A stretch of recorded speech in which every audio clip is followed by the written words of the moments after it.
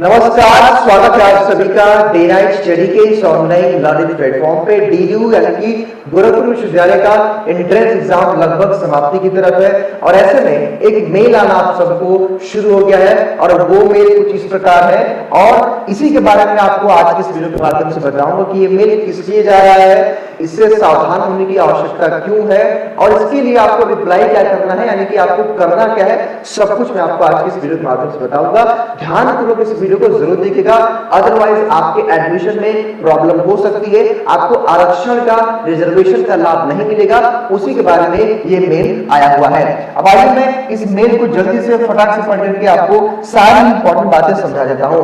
यहाँ पे भाई क्या लिखा हुआ है कि कृपया एक सेकेंड, यहां लिखा है कि कृपया अप्रैल 2021 के बाद जारी किया ओबीसी जाति प्रमाण पत्र admission@dgu.ac.in पर विश्वविद्यालय के आवेदन पंजीकरण संख्या के साथ 10 जुलाई 2024 से पहले भेजे, अन्यथा आपका आवेदन अनारक्षित श्रेणी में माना जाएगा।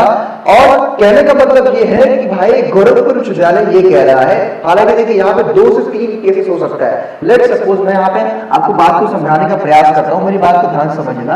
लेट सपोज कि आप ओबीसी कैटेगरी से बिलोंग करते हैं, लेट सपोज कि आपका ईडब्ल्यूएस है, या लेट सपोज कि आपका एससी एसटी, ठीक है, या लेट सपोज कि आपने कोई भी वेटेज क्लेम किया है, मतलब अधिकार जो है प्रमाण पत्र क्लेम किया है, ठीक है, कि नहीं मेरे पास ये वेटेज है, मेरे पास वो वेटेज है, या फिर कहते हैं ना स्पोर्ट कोटा का अप्लाई कर दिया है, एनसीसी का, एनएसएस का, या फिर आपने फ्रीडम फाइटर का अप्लाई कर दिया है, या यूनिवर्सिटी वार्ड एम्प्लॉय का यहाँ पे आपने कोटा अप्लाई कर दिया है।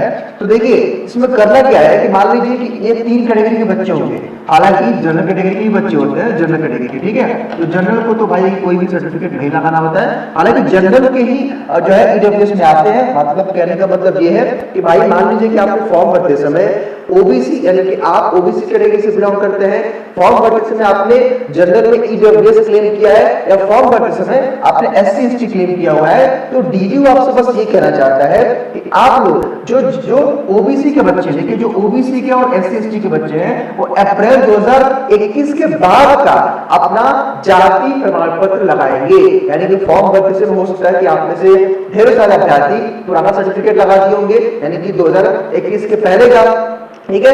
तो डीयू ये कह रहा है कि आपको 10 जुलाई से पहले जो एससी एसटी के बच्चे और ओबीसी के बच्चे हैं, वो जो है 2021 के बाद यानी कि अप्रैल 2021 के बाद बना हुआ सर्टिफिकेट फिर से वो इस ईमेल पे भेज दे, अपने जो है एडमिशन, यहाँ पे लिखा है अपने पंजीकरण संख्या के साथ, यानी कि अपने रजिस्ट्रेशन संख्या के साथ आपको मेल करना है। अदरवाइज अगर आप नहीं करेंगे तो यहाँ पे क्या कहा गया है कि आपका आवेदन अनारक्षित श्रेणी में माना जाएगा। इसका ये मतलब है कि आपको रिजर्वेशन का फायदा नहीं मिलेगा। मान लीजिए आप सब जानते हैं कि जनरल का कटऑफ कुछ अलग होता है, ओबीसी का कुछ अलग होता है, ईडब्ल्यूएस का कटऑफ कुछ अलग होता है, एससी एसटी कुछ कटऑफ अलग होता है।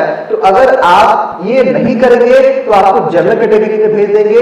इसका ये मतलब है कि आपकी कैटेगरी चेंज नहीं होगी, आपको आरक्षण का लाभ नहीं मिलेगा भाई, आपको जनरल में कटऑफ में आपको एडमिशन मिलेगा। बस इतनी सी बात है, तो आपको सावधान होने की आवश्यकता है। जिनके पास इस तरह का मेल जा रहा है उनको बस एक काम करना है कि अपना एप्लीकेशन नंबर और अपना ये जो है आपका ओबीसी का सर्टिफिकेट है, एससी एसटी का सर्टिफिकेट है, ईडब्ल्यूएस का सर्टिफिकेट है, उसको अटैच करके एक पीडीएफ बना करके आप डीयू को मेल कर दीजिए और यहाँ पे मेल नंबर लिखा हुआ है। यानी कि सिंपल सी बात है, जैसे मैंने बताया ना, यहाँ पे 3 तरह के बच्चे हो सकते हैं, या तो आप ओबीसी के होंगे, या तो एससी एसटी के होंगे तो आपको ईमेल गया होगा, या तो आप ईडब्ल्यूएस के होंगे। देखिए भाई ईडब्ल्यूएस का जो सर्टिफिकेट होता है वो हर साल रिन्यूअल होता है, ये तो 3 साल के लिए होता है। ओबीसी का और एससी एसटी का 3 साल के लिए मान्य होता है, लेकिन ईडब्ल्यूएस का जो सर्टिफिकेट होता है ना वो हर साल रिन्यूअल होता है। यानी कि इस साल 2024 में अगर अप्रैल के पहले का आपने ओबीसी ईडब्ल्यूएस का सर्टिफिकेट लगाया होगा तो मान्य नहीं होगा, यानी कि 2024 अप्रैल के बाद का सर्टिफिकेट आपका ईडब्ल्यूएस का मान्य होगा। तो आप लोगों को भी अगर मेल आता है तो आप लोग सही करवा लीजिएगा, जिसपे मेल आएगा उसी को सही करना है, ठीक है। अब ये इतनी बात थी, बाकी इसका बस यही मतलब है।